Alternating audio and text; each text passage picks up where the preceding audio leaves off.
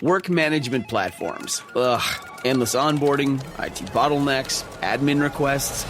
But what if things were different? We found love in an open space. Monday.com is different. No lengthy onboarding. Beautiful reports in minutes. Custom workflows you can build on your own. Easy to use prompt-free AI. Huh. Turns out you can love a work management platform. Monday.com, the first work platform you'll love to use. If you wear glasses, you know how hard it is to find the perfect pair. But step into a Warby Parker store, and you'll see it doesn't have to be. Not only will you find a great selection of frames, you'll also meet helpful advisors and friendly optometrists. Yep, many Warby Parker locations also offer eye exams. So the next time you need glasses, sunglasses, contact lenses, or a new prescription, you know where to look. To find a Warby Parker store near you or to book an eye exam, head over to warbyparker.com/retail. This episode is brought to you by Progressive Insurance. Do you ever think about switching insurance companies to see if you could save some cash? Progressive makes it easy to see if you could save when you bundle your home and auto policies. Try it at Progressive.com. Progressive Casualty Insurance Company and Affiliates. Potential savings will vary, not available in all states. I don't know about you, but the number one thing I look forward to when I return from traveling is a good night's sleep in my own bed. That has never been more true than it is now that I have a Sleep Number smart bed. I get so sore after traveling on planes, but after literally one night in my Sleep Number smart bed, my body feels restored, rested, and relaxed. The fact that my bed actually listens to my body and adjusts to my needs to keep me sleeping soundly all the way through the night is worth it alone. Not to mention, my husband and I never need to argue over firmness because we can each dial in our own Sleep Number setting. Why choose a Sleep Number smart bed? So you can choose your ideal comfort on either side. And now, for a limited time, Sleep Number smart beds start at $849. Prices higher in Alaska and Hawaii. Exclusively at a Sleep Number store near you. See store or sleepnumber.com for details.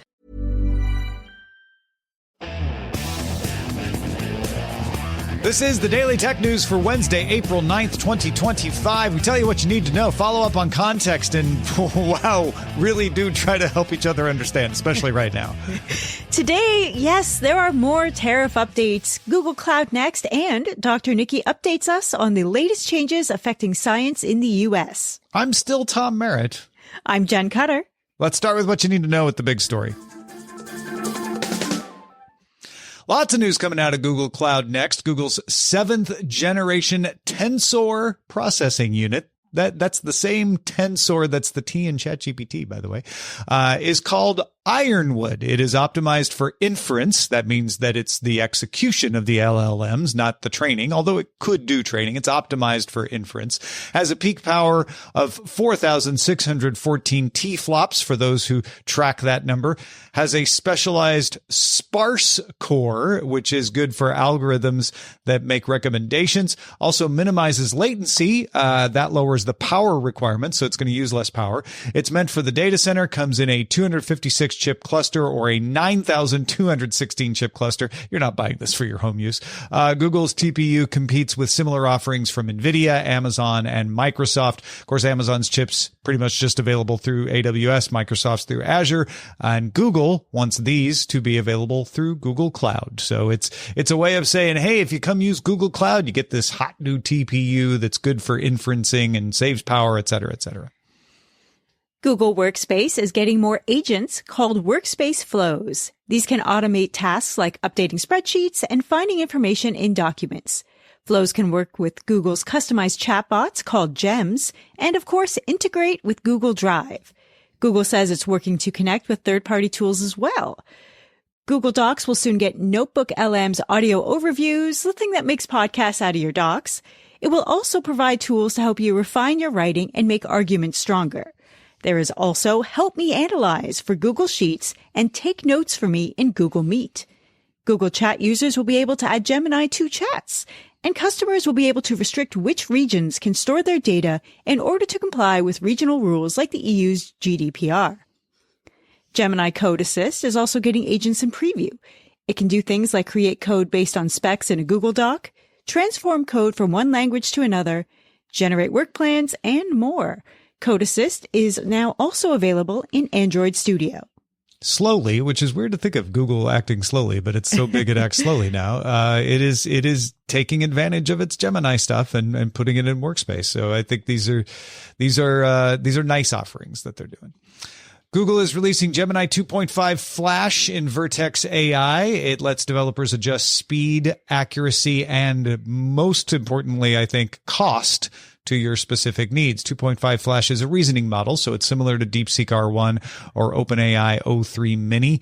These are small models, and Google says its version should be good for customer service, document parsing, anything where efficiency at scale is the key. Google said Gemini 2.5 Flash will come to on-premises environments as well, so not just available through Google Cloud, starting in Q3. Reddit Answers is integrating Gemini. The beta feature lets Reddit users ask questions and receive curated summaries of comments and posts. Reddit Answers is currently available in English, on the web, and iOS devices in the US. Yeah, what's interesting about this is this is meant to keep people from using search to find things on Reddit. So Google is saying, well, we'll get the money by contracting with you to use Gemini to do the thing that stops you from using Google search. So I guess that's a good strategy for Google. Google Unified Security uses its Gemini algorithms with open source intel from the security community to bring together threat intelligence, security operations, cloud security, Chrome enterprise browsing, and expertise from Mandiant all into one tool. It can work across all potential attack areas and try to give a heads up on potential threats. It's available right now for enterprise customers. Google and Samsung announced they are launching Bolly, the robot Samsung showed off at CES first in 2020. Bolly rolls around your house on wheels and uses Samsung Smart Things to control home appliances, manage calendars, and make phone calls, among other capabilities. If you recall, one of its demos showed it playing video through a built-in projector. It will use Google's Gemini to process your requests and responses and interpret visual data. It uses Samsung's own models for personal data and weather. It will ship sometime this year. Yeah, we don't know the price yet, as far as I could tell anyway. So I got kind of excited, like, oh, Bolly's real. And it's like, Bolly's slightly more real, but we still don't have an actual ship date or anything. But yeah, getting closer to real. I'm hoping, like, everyone wants a little BB-8 in their house, and the video projector looks stronger now than it did in the early demos. So hopefully it will be more visible in daylight. Yeah, that's actually all for Google Cloud Next, but one Google demo came at TED in Vancouver. Android XR head Shahram Izzati and a colleague showed off a rather normal looking set of glasses. So these are mixed reality glasses, but they're the kind like the Meta ones that look fairly normal on your face. Doing live translation between Farsi and English and scanning a book. The glasses use a connected phone for the processing, and they say can access all your phone apps. Although I don't know what use all apps would be with glasses that just have audio, but there you go. Izzati also showed a headset developed with Samsung for immersive mixed reality. This is closer to the Apple Vision Pro, and the demo for that showed multiple windows, an immersive view of Cape Town, South Africa, a 360-degree snowboarding video. This is the same headset Samsung briefly showed at Unpacked in January, so we're just getting a second look at it. This is my favorite use for this kind of tech is the live translations, like the way that will open up things, assuming, because Google Translate's been a little off and on lately. So, if they get this right, I think this is huge for global communication. Yeah. The ones I tried at CES were impressive in capability, but I wasn't sure how great they would be in real-time use because both people had to have them, right? Oh, okay. So, think about it like, oh, I can do live translation, but can the other person do live translation? So you might still be pulling out your phone for a while until this becomes normal. And then are people using the same glasses and all of that sort of thing? But yeah, we're getting closer and closer. I think it's pretty cool. DTNS is made possible by you, the listener. Thanks to Justin Zellers, Carmine Bailey, Chris Benito. And welcome to our new patron, Max. Yay, Max! Welcome, Max. There is a growing expense eating into your company's profits. Your cloud computing bill. What if you could cut your cloud bill in half and improve performance? Well, if you act by May 31st, Oracle Cloud Infrastructure can help you do just that. OCI is the next generation cloud designed for every workload, where you can run any application or AI project faster and more securely for less. This half-off offer is only for new U.S. customers with a minimum financial commitment. See if you qualify at oracle.com/dailytech. Trust isn't just earned, it's demanded. Whether you're a startup founder navigating your first audit or a seasoned security professional scaling your GRC program, proving your commitment to security has never been more critical or more complex. That's where Vanta comes in. Businesses use Vanta to establish trust by automating compliance needs across over 35 frameworks, like SOC 2 and ISO 27001, centralize security workflows, complete questionnaires up to 5 times faster, and proactively manage vendor risk. Vanta not only saves you time, it can also save you money. A new IDC white paper found that Vanta customers achieve $535,000 per year in benefits, and the platform pays for itself in just 3 months.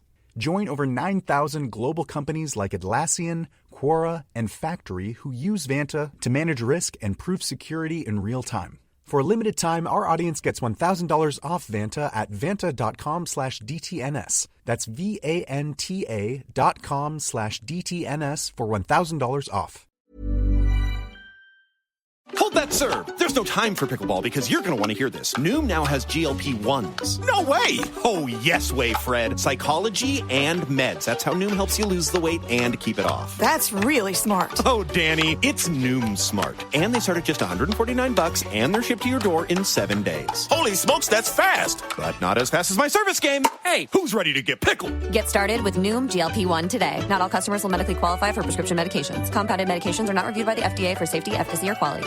If your job at a healthcare facility includes disinfecting against viruses, you know prevention is the best medicine. And maintaining healthy spaces starts with a healthy cleaning routine. Grainger's world-class supply chain helps ensure you have the quality products you need when you need them. From disinfectants and cleaning supplies to personal protective equipment, so you can help deliver a clean bill of health. Call 1-800-GRAINGER, click Grainger.com, or just stop by. Grainger, for the ones who get it done.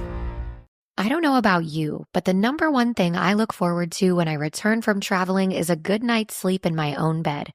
That has never been more true than it is now that I have a Sleep Number smart bed. I get so sore after traveling on planes, but after literally one night in my Sleep Number smart bed, my body feels restored, rested, and relaxed. The fact that my bed actually listens to my body and adjusts to my needs to keep me sleeping soundly all the way through the night is worth it alone. Not to mention, my husband and I never need to argue over firmness because we can each dial in our own Sleep Number setting. Why choose a Sleep Number smart bed? So you can choose your ideal comfort on either side. And now, for a limited time, Sleep Number smart beds start at $849. Prices higher in Alaska and Hawaii. Exclusively at a Sleep Number store near you. See store or sleepnumber.com for details. Well, there is still more we need to know today, so let's get right to the briefs. Niki reports that Nintendo will wait to assess before deciding on the release of the Nintendo Switch 2 in China. This is not related to tariffs, but instead over concern about China's restriction on video game sales.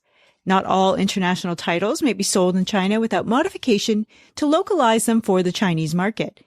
Nintendo currently partners with Tencent on the original Switch in China, but has been winding down its eShop for the Switch, which stopped selling games on March 31st.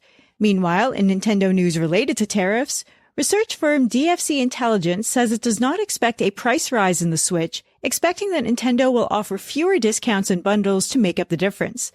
Nintendo America President Doug Bowser told CNBC on Monday that many Switch 2 models had already been shipped to the U.S. ahead of the imposition of tariffs. Nintendo builds the Switch 2 in Vietnam, which is currently under a 46% tariff. Nintendo does not currently have pre-order dates for the U.S. and Canada as it assesses options related to the tariffs. Yeah, another thing DFC said was that they might adapt by reducing the number of discounts they offer. So that makes a lot of sense to me, where they priced in some of the tariff with the $450 price. But there were also plenty of other reasons for that price to be up that were unrelated to tariffs.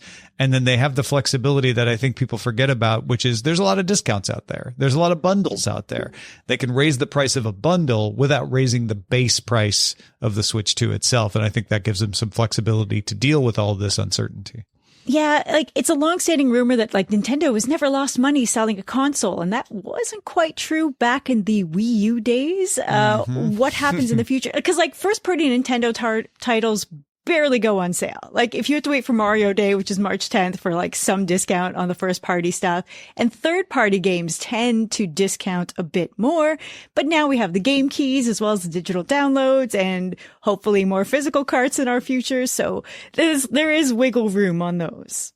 Yeah, there's a lot more going on behind this delay of the pre-order situation than just tariffs. It's not just the price of the Switch 2. It's channel support. It's how many Switch 2s do we have in the country? And therefore, how long do we have to go before we have to adapt if the tariffs stay in place? And then what happens if they go away for Vietnam specifically? There's a lot of uncertainty that Nintendo's tried to prepare its best for, just like all the other companies are trying to do. In fact, there's a bit more tariff-related news for other companies. Razer pulled its gaming laptops and the Razer adjustable laptop stand off the U.S. version of its online store. The Blade 16 just launched in March, so it was there. Now it's not. Component shortages could be part of this. The NVIDIA RTX 5000 GPUs are hard to get, but Razer makes most of its products in China, so that's probably what is behind this. And the products are all still available to order from other stores like the UK store. So it seems like this is mostly tariff related. Apple, like many companies, has reportedly stockpiled iPhone, Mac, and other inventory in the US ahead of tariffs to avoid price increases. And Nikkei Asia reports that that's not just Apple. Dell, Microsoft, and Lenovo also shipped as many units as possible into the US ahead of the April 9th tariffs. Boom for warehouses, I guess, if you think of it that way. Reports that Apple supplier Luxshare is examining the option of moving some production to the U.S. It assembles some iPhone models and produces AirPods and Apple Watch for Apple. Luxshare co-founder Wang Lei-chun told analysts Wednesday that tariffs will, quote, have little impact on profits and revenue for Luxshare as the company exports, quote, only a small amount of finished products to the United States. She also said, and this is what got a lot of headlines, we do not rule out having some products being localized to meet the needs of the U.S. market, but that would only apply to making, quote, products made with a significant degree of automation. So looking at maybe making some of the products in the U.S., but only if they can automate the process. So not really creating a whole lot of jobs there. Bloomberg reports that Amazon canceled orders for multiple products made in China to reduce its exposure to the tariffs. Among the products were beach chairs, scooters, and air conditioners. Those were mentioned specifically by Bloomberg. And once again, the U.S. says it will impose tariffs on small parcels worth less than $800 coming from China. This is the $800 exemption that lets you buy cheap stuff from places like Temu and Shein. The rate will be 90% of their value, and starting May 2nd, items entering by postal mail. So not just stuff that Temu and Shein are shipping to warehouses or reshippers, but the stuff you order directly from any company in China, will be assessed a $75 fee. So if you buy a $2 spoon, you're paying $77. That was going to be a $25 fee, but they raised it to $75. And then after June 1st, that goes up to $150 instead of $50. Yeah, all my gaming friends have been very annoyed by the news of this past week and are stocking up on everything keyboards as well, because most of that is manufactured in China. People have pulled the trigger on multi-$100 keyboards that they were thinking about just to get stuff out of the way, not knowing what future changes hold.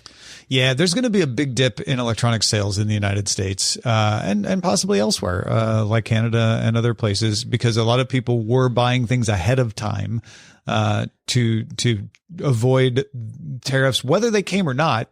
People were like, you know what, just in case, I'm going to buy it now. So PC sales have risen in the U.S. Over the past quarter because of that. And it looks like we're going to see a drop in those kinds of activities. There's a drop in travel bookings already. A lot of impacts of this, not only in the tech world, but elsewhere. An Instagram employee told The Information that Instagram is working on an iPad-specific app. Instagram head Adam Mosseri said in 2022 that the company hadn't done so because there were not enough iPad Instagram users. Instagram has also been previewing an Edits app for video. This seems like wow, TikTok is really big. maybe we should encourage tablet users somehow.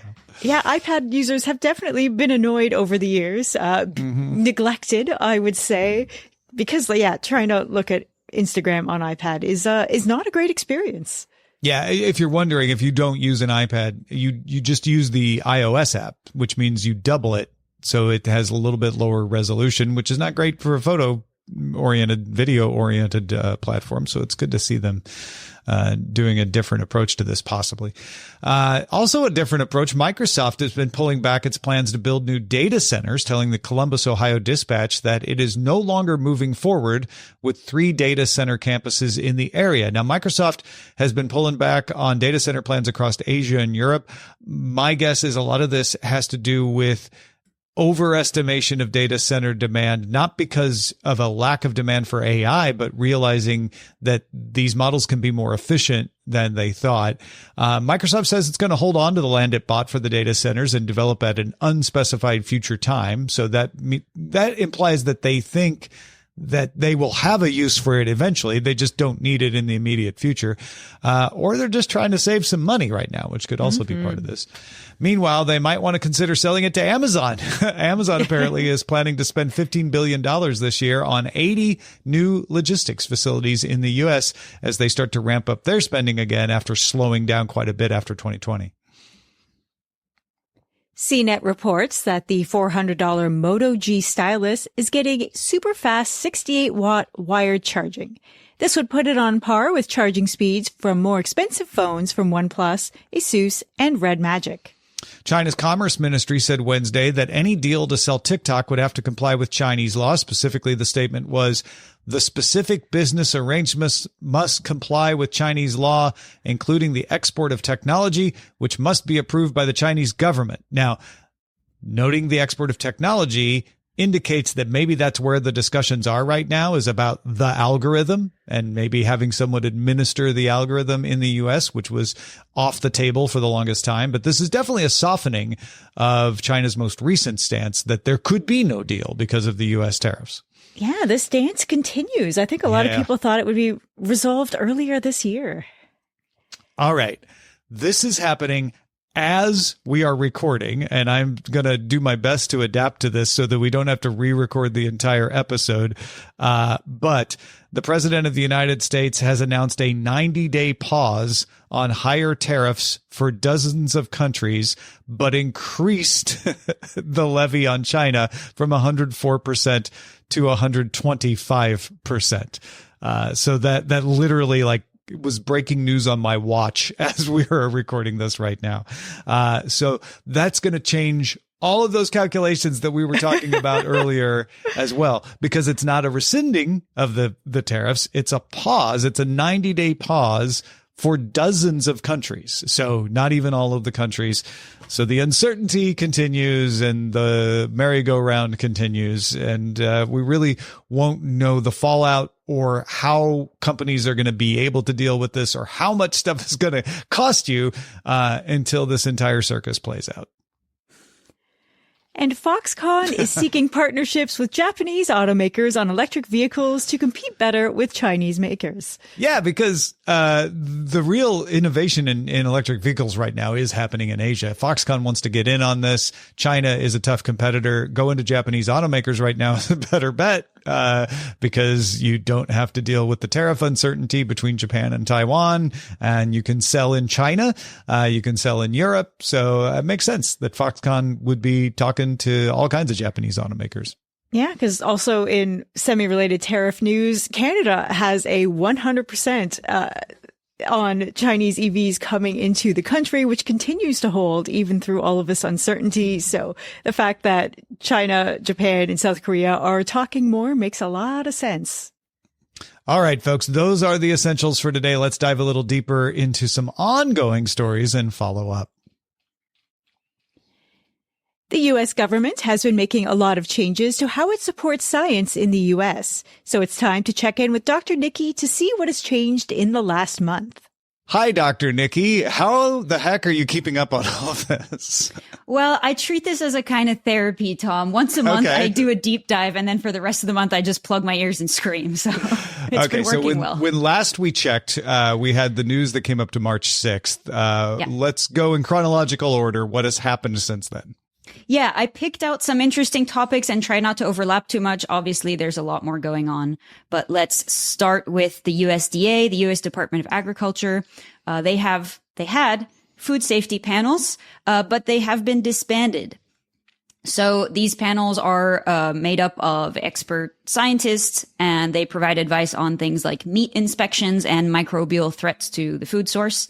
And until they were stopped at the beginning of March, they were working on things like reducing bacterial contamination that had led to infants being killed by baby formula in 2022, also improving meat inspections using AI, and reducing harmful microbes in the food with genomics. However, they're finished now. Yeah, so not a change in the law of what's legal or what's not, but a change in a resource. Yes. Yeah, okay, gotcha. This advice does not exist anymore. Gotcha, okay. Yeah. Next one, funding. We're always going to talk about funding. Sorry if you're tired of it. So big in the university world. I don't know if the laymen know about this, but Columbia University has been going through a lot. So they were defunded in about mid-March. The current administration announced an immediate termination of over $400 million in federal funding to Columbia University. This funding is usually congressionally mandated, so that's not technically allowed, but it was done anyway. Allegedly, they did this in response to pro-Palestine protests held on campus. Later in the month, this led to a lot of different changes. So the administration had 9 demands in exchange to giving this money back, and the university complied with most of them, including their interim president stepping down, also hiring special officers with the ability to remove individuals from campus, as well as adopting a new definition of anti-Semitism and banning masks and face coverings during protests. They also issued some suspensions for students and degree revocations, among other things. And the faculty is currently suing the administration, and this is ongoing.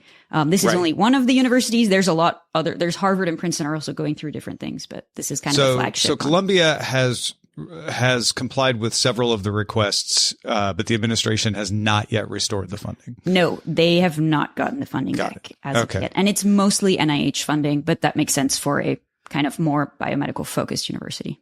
Our next one sounds like something came back. Yeah, sort of good news. So last month we talked about how the NIH has council meetings. Specifically, this is where researchers review new grants to see if they want to award them or not. This is important because we want more and more grants to research more and more different kinds of things. So that was frozen in January, and now in about the end of March, that freeze has been lifted. So these meetings are starting to take place again slowly. However, we are now behind on the amount of funding awarded by about $1.5 billion compared to last year. So we're not quite where we would like to be, but it is some good news. Yeah, but now they have a chance to at least try to catch up. But that's not the only thing that's happening at the NIH. Yeah. On the other hand of the NIH, there is a new director, and this is combined with over 1,300 NIH employees fired, several institute leaders removed, but potentially may get put back into place because them being removed may have been a coding error. Unsure about that. Mm-hmm. There's also a new mandate for government efficiency to eliminate $2.6 billion in contracts at NIH. Contracts support the NIH workforce, things like IT folk who work there, and lots of activities like clinical trials or vaccine development. So that is supposed to be potentially getting cut. That's direct funding of science in those cases where they're doing contracting for vaccine development. That's the government saying, like, let's make sure this happens. Yeah, and then, like I said, IT for NIH, pretty important. For NIH itself is a contractor situation. Yeah. Gotcha. Okay. And then our last couple here are about students and policies around students, it sounds like. Yeah, and I think this still really affects science because so much of our work is done by students. So when they get affected, we lose workforce and we lose science. So there's a really big international college student crackdown happening as of early April. Some international students in U.S. colleges are having their visas revoked. The number is something around the hundreds, but it's not quite confirmed. Sometimes reasons are given like pro-Palestine activism, sometimes not.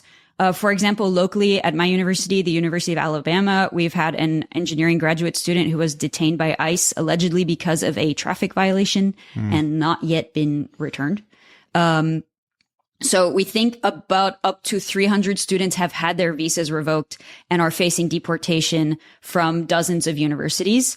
The U.S. is host to over 1 million international students. And like I said, they're a huge part of our workforce. So we are pretty worried. And I'm also personally, for my students, pretty worried about this. So I wanted to make sure we mentioned it. Gotcha. And then what's our last piece? Last piece is brand new, came out this morning or earlier this week. So it's a little bit detailed, but I want to make sure that we talk about it. So the National Science Foundation has a graduate fellowship program called the GRFP. And this program supports really exceptional graduate students and basically allows some of them to do a PhD or a master's degree. It supports them for 3 years to do a really impressive project. It's pretty competitive. And this year, 1,000 of them were funded. So congratulations to those students. But that is even less than half of what was funded last year. And there were also cuts the year prior. And like I said, this is really like a life-changing thing to get this award. And it's supposed to support some of the most brilliant upcoming scientists. So the fact that it's getting reduced is pretty worrying, personally. And this fellowship can go to people from the United States or outside the United States? This is only within the U.S. So, this is only within the United States. So this is just because it's NSF. NSF is U.S. specific. Gotcha. So this is directly supporting the careers of new scientists, essentially. Absolutely. Yeah. And good pointing that out. Like, yeah, this is like kind of forming the base of our scientific structure. If we want really good scientists, we have to fund them from the base up. And so that's getting less and less. Yeah. And I think there's a lot of discussion about, bringing scientists over from overseas to the U.S. and then hoping that they stay here and contribute. But that's not what this is. This is a domestic program. Yeah. I believe you even have to be a U.S. citizen to get this NSF grant. Gotcha. Yeah. All right. So thank you for wading through all of the stuff that's out there to identify some of the more significant stuff that might affect not only people in the U.S., but around the world. Appreciate you keeping us up to date on this, Niki.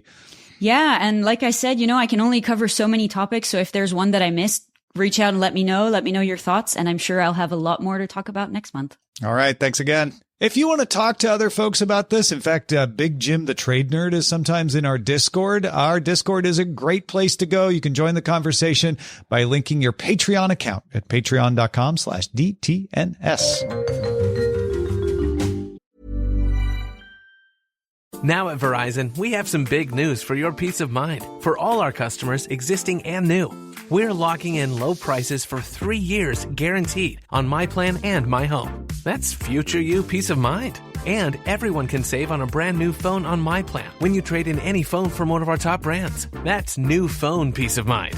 Because at Verizon, whether you're already a customer or you're just joining us, we got you. Visit Verizon today. Price guarantee applies to then current base monthly rate. Additional terms and conditions apply for all offers. Hey, Prime members. Are you tired of ads interfering with your favorite podcasts? Good news. With Amazon Music, you have access to the largest catalog of ad-free top podcasts included with your Prime membership. To start listening, download the Amazon Music app for free or go to amazon.com/ad-free podcasts. That's amazon.com/ad-free podcasts to catch up on the latest episodes without the ads. We end every episode of DTNS with some shared wisdom. Today, Anand Jr. is helping us understand. Yeah, this is a post on our Patreon episode from yesterday regarding Sean Hollister and I talking about Google Translate. Anand Jr. says, I was at the auto parts store this past weekend, and apparently the guy at the counter was only able to help the customer because of Google Translate. I only caught the tail end, so I don't know what language the customer was a native speaker of. I wonder how my experience on the retail side would have gone if it was today as opposed to 5 or 6 years ago. Of course, part of the problem was I'm not fluent in solfege. Then again, there were other music-specific terms that it struggled with. Interesting to see that out in the wild, not just necessarily because of traveling, although this could have been somebody on vacation, but just in day-to-day use. Yeah, it's getting there. It's getting there. Big thanks to Dr. Niki and Anand Jr. for contributing to today's show. Thank you for being along for Daily Tech News Show. It's made possible by our patrons at patreon.com/DTNS. We have a new music headlines show. If you want music news in less than 5 minutes, sign up right now, dailymusicheadlines.com. Talk to you tomorrow. The DTNS family of podcasts, helping each other understand. Diamond Club hopes you have enjoyed this program.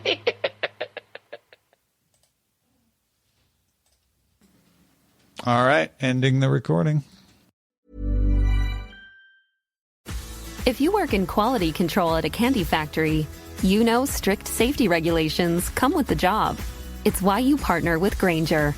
Grainger helps you find the high-quality and compliant products your business needs to inspect, detect, and help correct issues. And the sweetest part is, everyone gets a product that's as safe to eat as it is delicious. Call 1-800-GRAINGER, click Grainger.com, or just stop by. Grainger, for the ones who get it done. I don't know about you, but the number one thing I look forward to when I return from traveling is a good night's sleep in my own bed. That has never been more true than it is now that I have a Sleep Number smart bed. I get so sore after traveling on planes, but after literally one night in my Sleep Number smart bed, my body feels restored, rested, and relaxed. The fact that my bed actually listens to my body and adjusts to my needs to keep me sleeping soundly all the way through the night is worth it alone. Not to mention, my husband and I never need to argue over firmness because we can each dial in our own Sleep Number setting. Why choose a Sleep Number smart bed? So you can choose your ideal comfort on either side. And now, for a limited time, Sleep Number smart beds start at $849. Prices higher in Alaska and Hawaii. Exclusively at a Sleep Number store near you. See store or sleepnumber.com for details.